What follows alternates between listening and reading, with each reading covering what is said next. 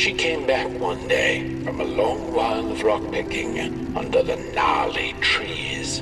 Usually the Merkel had been fond of fall and the refreshing cool of winter, but this time it had been much too long for her taste. Even the sun seemed tired, and she had all the rocks she needed, so she decided to treat herself to a long nap.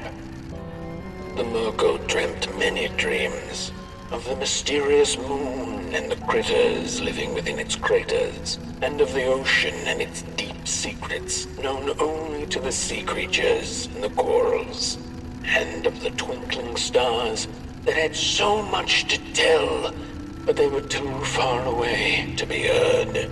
All of it intertwined in a colorful tapestry. And so she woke with a yawn, so big it could have devoured the sun. She had slept for just about a decade.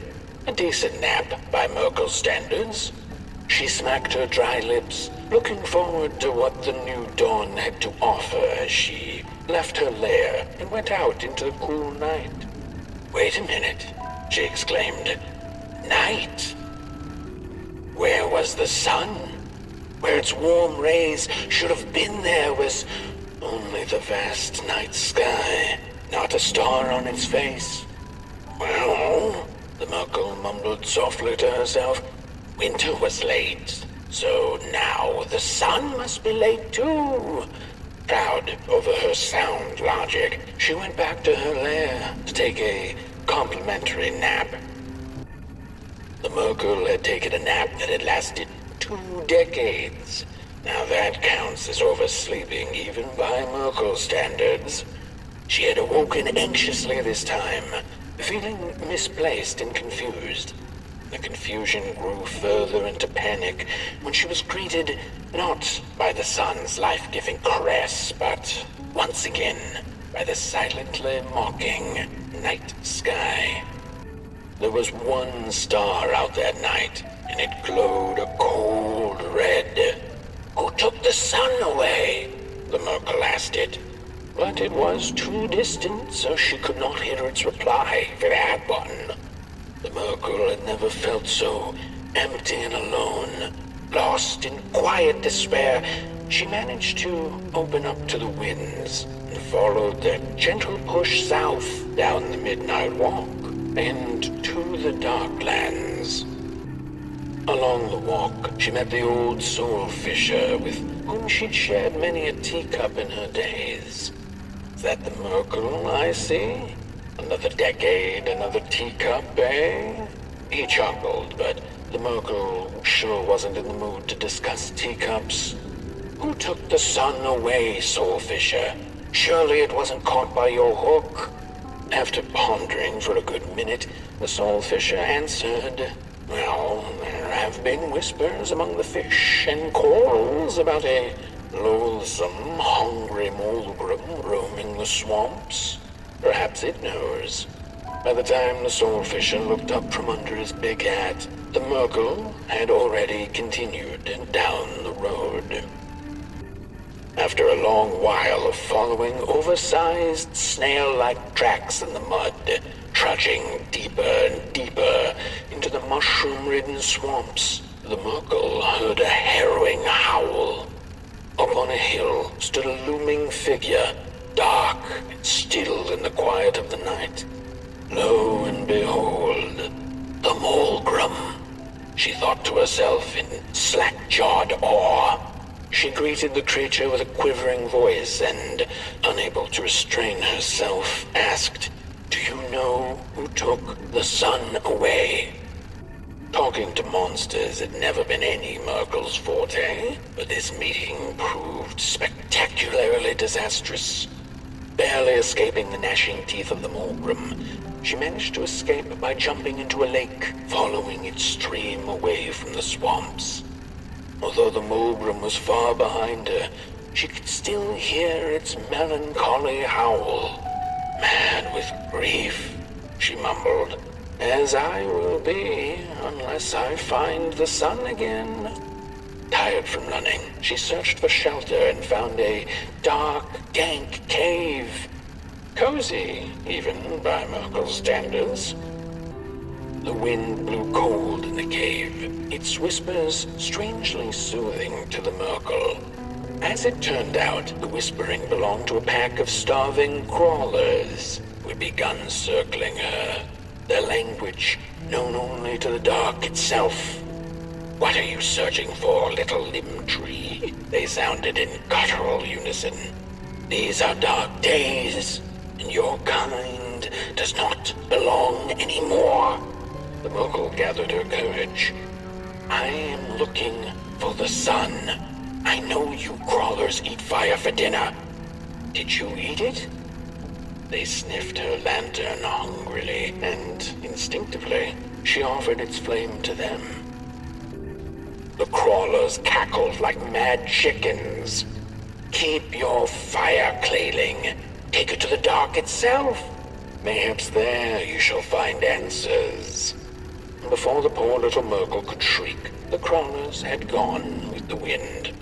Knowing not where to find the dark itself, well, everything looked pretty dark to her. The Merkel found her way back on the road, further away from home than she had ever been. The hills were looking stranger by the hour. The rocks upon them seemed to move. They were the head people, a peaceful yet grumpy sort who didn't take kindly to somebody's perusing their lands. They muttered at her as she passed them, but she couldn't make out their words. "What's that, little headlings? Are you saying you know who took the sun away?" But the heads only grunted and rolled away, back to the safety of their huts. The road went on, and the shadows grew all around her. Was this the dark itself? Not sure whether she was alone, she asked out loud, "Does anyone out here know who took the sun away?" By the side of the road lay 3 peculiar faceless and person-sized dolls wrapped in muddy bandages. A stone's throw away lay some strange masks. The Merkel followed her instincts and put the masks back on. And the dolls did come to life. They began to dance a haunting dance around her, and before she knew it, she was dancing too. When it was all over, their masks fell off and they went back to lifelessness. The Merkel silently thanked the dolls for the dance and went on her way, deeper into absolute darkness. Before she knew it, the little Merkel, lost and tired, came to stand before the dark itself with a burning question clenched in her fist. She felt like punching the dark with it, screaming it out like the howling Morgrim, laughing it out like the starving crawlers who had nothing left to eat but the hope of others. Who took the sun away? It then asked the Merkel. Its voice sounded like a dark forest, deep and ancient. "It wasn't you," the Merkel retorted. "You're its complete opposite. Surely you must be the reason it's gone." The dark then replied, "I am but the absence of light, not its adversary. Light is because I am. How could I possibly hold it in my possession?" The Merkel felt her anger fade. She understood little besides one thing, that the darkness was not behind the missing sun, nor her suffering. Had her journey been for naught? Would she ever feel the rays of the sun again, bask in their glory, pick rocks on a cloudy summer's day? The Merkel was alone in her questions, but then again she wasn't. The dark held her in a blanket of nothingness that was cold and warm at the same time. "So," she sniffed, "what do I do now?" To which the dark itself replied, "You don't have to do anything." She took an hour's nap then and there, the blink of an eye by Merkel's standards, and then she began the journey back home, which seemed much shorter now than it had before. Back home on her hill, memories of the Merkel's many encounters along the way came circling back into her mind. None of her new acquaintances had been able to answer her burning question, but they hadn't been a waste of time either. She knew not if the sun would return tomorrow, in another decade, century, or never. She knew now, however, that she didn't need to know. She had the dark, and in it, anything seemed possible. So busy with her search for answers, ever since she'd left home, she'd completely forgotten to look up. The stars twinkled in the night sky, and there were so many, and they kept her good company. If only a little rock-picking Merkel could know that the seemingly tiny stars were in fact thousands upon thousands of suns. The end.